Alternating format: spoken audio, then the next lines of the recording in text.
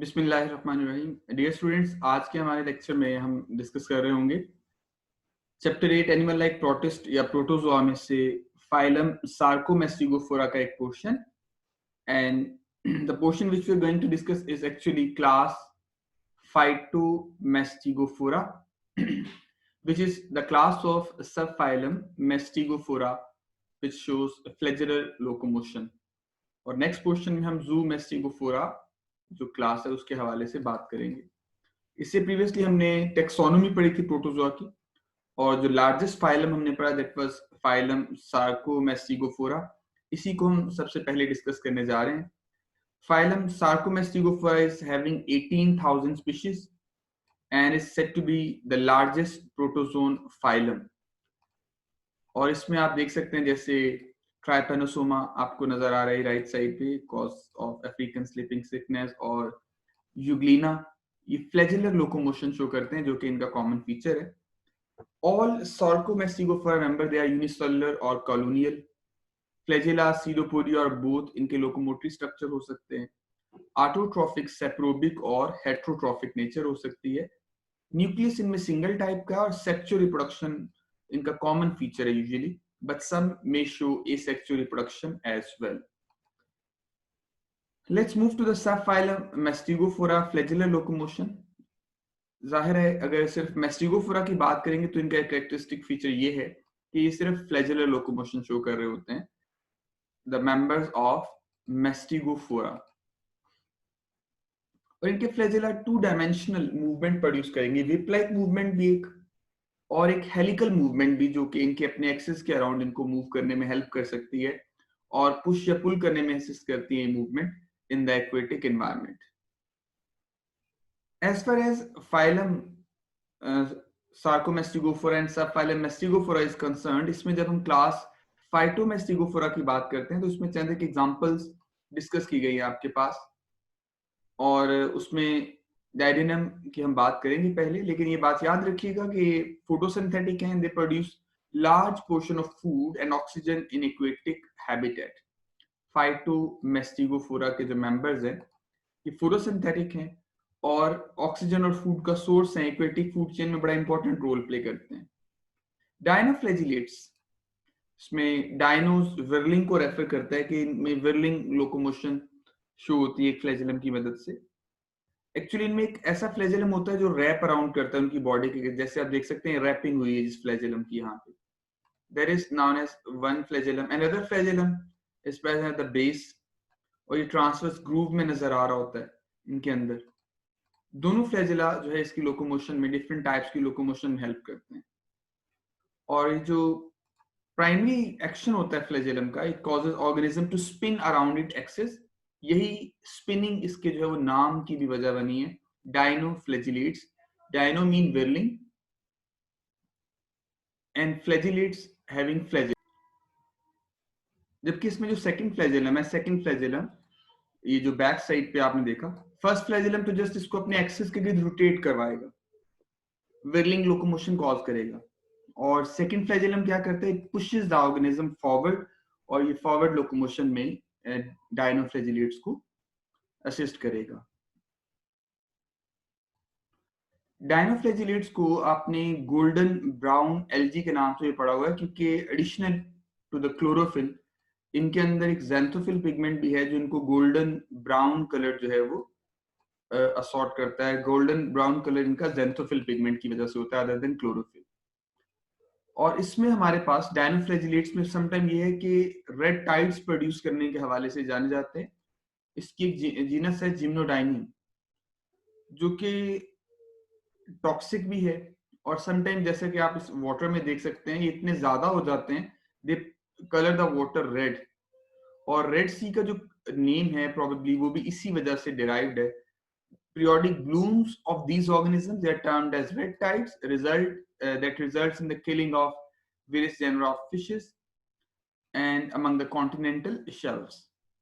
इसमें आप ये जो रेड टाइड्स के हवाले से देख रहे हैं, इसमें जिम्नोडाइनियम को याद रखिएगा, ये डायनोफ्लैजिलेट की एक रिप्रेजेंटेटिव जीनस है जो कि मोस्ट कॉमन इसके मेंबर्स हैं।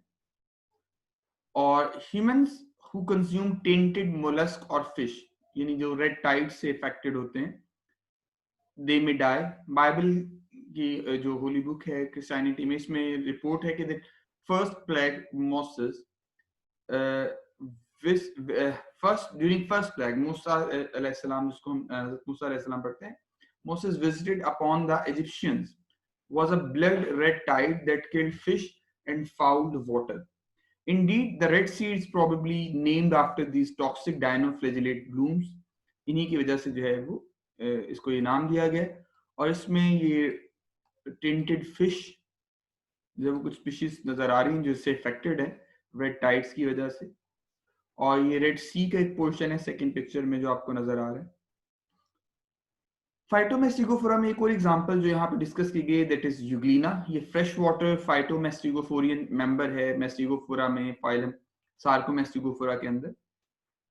इसमें एक कैरेक्टरिस्टिक फीचर है पायरिनॉइड, दैट ईच क्लोरोप्लास्ट, यहाँ पे आप अगर देख सकें ये क्लोरोप्लास्ट और इसके सराउंडिंग में पायरिनॉइड का स्ट्रक्चर है, which synthesizes and stores excess photosynthate in the form of starch. Starch को जो है वो ग्लूकोज से कन्वर्ट करके बनाना और फिर उसको स्टोर करना, वो पायरिनाइड का काम होगा। अगर इनको, वैसे तो ये फोटोसिंथेटिक हैं, लेकिन अगर इनको डार्क में ग्रो करवाया जाए यूग्लिना को, दे में लूज देयर क्लोरोफिल और वो फिर हेट्रोट्रॉफिकली भी फीड करते हैं। जो सेकंड पिक्चर आप देख रहे हैं यहाँ पे, Paranema that lack chloroplast and they are always heterotrophic. ये जो है ये आपके पास पैरानीमा है, ये हमेशा ही हेट्रोट्रॉफिक ऑर्गेनिजम्स होंगे, जबकि यूग्लिना के अंदर दोनों तरह की स्पीशीज मिलती हैं, ऑटोट्रॉफिक भी और हेट्रोट्रॉफिक भी। और जो ऑटोट्रॉफिक स्पीशीज हैं वो भी हेट्रोट्रॉफिकली फीड कर सकती हैं। यूग्लिना अपनी ओरिएंटेशन शो करते हैं अगेंस्ट सर्टेन लाइट इंटेंसिटीज, और इसमें एक पिगमेंट शील्ड है that is known as stigma. You can see over here pigment shield और स्टिग्मा। ये पिगमेंट शील्ड, ये स्टिग्मा क्या करती है, it covers a photoreceptor at the base of flagellum, and the stigma permits light to strike photoreceptor from only one direction.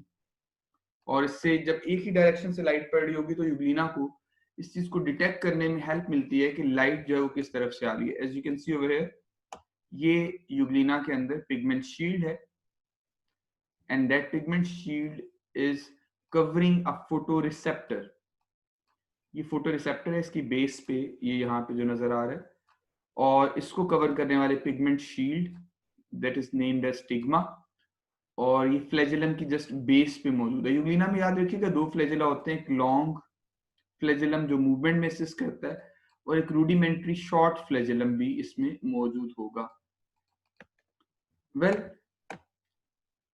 Euglenoids, flagellates, they are haploid and reproduce by longitudinal binary fission. Sexual reproduction in species के अंदर जो है वो noun नहीं है।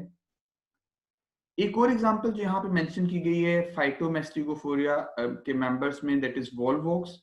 एक Volvox colony में almost 50,000 sales हो सकते हैं जो कॉलोनियल फॉर्म में स्फेरिकल जेलेटिनस मैट्रिक्स के अंदर एम्बेडेड होंगे। ये वॉलवॉक्स की कॉलोनी है जिसको यहाँ पे राइट साइड पे आप देख सकते हैं। इंडिविजुअल सेल्स अगर आप देखें, जैसे कि लोअर साइड पे पिक्चर में इंडिविजुअल सेल्स को भी शो किया गया है, तो एक सेल में आप देख सकते हैं दो फ्लैजेला मौजूद होते हैं। Each cell is having two flagella.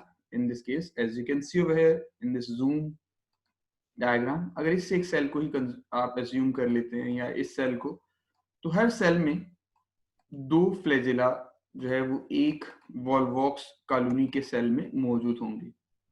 इनमें भी यूजुअली एसेक्सुअल रिप्रोडक्शन होती है that occurs in the spring and summer, where certain cells withdraw to the watery interior of the parental colony and form daughter colonies. जैसे कि इस diagram में आपको daughter colonies नजर आ रही होंगी। Let me show you it again. ये देखिए, ये पूरी एक वॉलवॉक्स की कॉलोनी है, और इसमें ये जो बनी हुई डॉटर कॉलोनीज हैं जो फर्दर बाद में सेपरेट आउट हो जाएंगी। When the parental colony dies it ruptures and releases daughter colonies, और फिर डॉटर कॉलोनीज जो है वो मूव कर जाती हैं। ये मैच्योर कॉलोनी में एसेक्सुअल रिप्रोडक्शन और सेक्सुअल रिप्रोडक्शन को शो किया गया, और ये हमेशा कॉलोनियल फॉर्म में पाया जाएगा, जबकि इसके इंडिविजुअल सेल्स को आप देख सकते हैं बाइफ्लैजिलेटेड सेल्स। ये इंथ्रीडियम या जो है oospore दोनों प्रोड्यूस करेंगे। सेक्सुअल रिप्रोडक्शन भी इनमें नजर आती है जो कि बर्ड ऑफ कर जाती हैं कॉलोनीज, और सेक्सुअल रिप्रोडक्शन भी जो है वो इनमें मौजूद होती है वॉल्वॉक्स के अंदर, जिसमें ये एंथ्रीडिया या स्पर्मेटोजॉइड्स और दूसरी तरफ oospore या एग प्रोड्यूस करते हैं. Sexual reproduction in volvox occurs during autumn season, and some species they are dioecious, having separate sexes. That means जिसमें मेल और फीमेल इंडिविजुअल्स एंथ्रेडियम प्रोड्यूसिंग या एग प्रोड्यूसिंग इंडिविजुअल सेपरेट होते हैं. Other species they are monoecious having both sexes in the same colony. इसके अलावा autumn में specialised cells differentiate into macrogametes और microgametes. मैक्रोगैमीट्स larger होंगे जैसा कि यहाँ पे भी आप देख सकते हैं और प्रीवियस भी आपने देखा. They are filled with nutrient reserves and non-motile. जबकि microgametes smaller हैं, packet of flagellated cells and thus leave the parental colony and swim to the macrogamete or eggs. और फिर उसके बाद जो पैकेट प्रोड्यूस होगा इनके रप्चरिंग या सिंगैमी के दौरान, the break apart and syngamy occurs between macro and microgametes. Zygote and overwintering stage होती है इनके अंदर. It secretes a resistant shell around itself, a resistant wall around itself, and is released when the parental colony dies. Because the parental colony consists of haploid cells, the zygotes must undergo meiosis. Actually, colonial cells जो हैं वो haploid हैं और जो zygote बन रहा है वो fusion से बन रहा है दो haploid cells की. तो जब zygote बनता है फिर उसमें meiosis हो जाती है ताकि दोबारा से जो नए cells produce हों वो colony में already जैसे मौजूद थे haploid cells वही हों. The other products of meiosis they may degenerate, and this colony is released from the protective zygotic capsule in the spring season. That was all about discussion of class Phytomestigophora. Next portion में इंशाल्लाह हम लोग जो है वो class Zoomastigophora और उसकी examples पढ़ेंगे. लेकिन जाहिर है उसमें सब phylum Mastigophora ही होगा और phylum Sarcomastigophora के हवाले से ही discussion होगी. Thank you so much. Thank you for listening. Allah Hafiz.